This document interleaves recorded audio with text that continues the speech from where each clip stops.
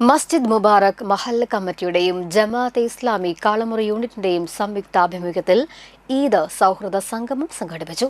People's foundation Kerala chairman PI Naushad മുഖ്യാതിഥിയായി.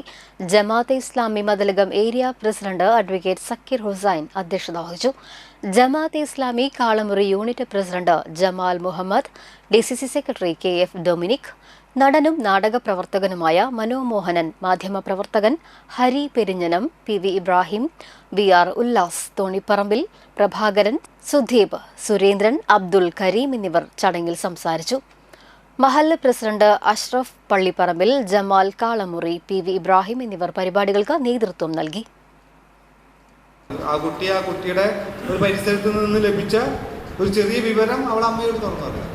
ഇത്രയും അതായത് വളരെ നിഷ്കളങ്കമായ ഒരു 14-കാരിയിൽ പോലും ചിലപ്പോൾ കളങ്കങ്ങൾ വരുന്ന ഒരു കാലഘട്ടമാണ്.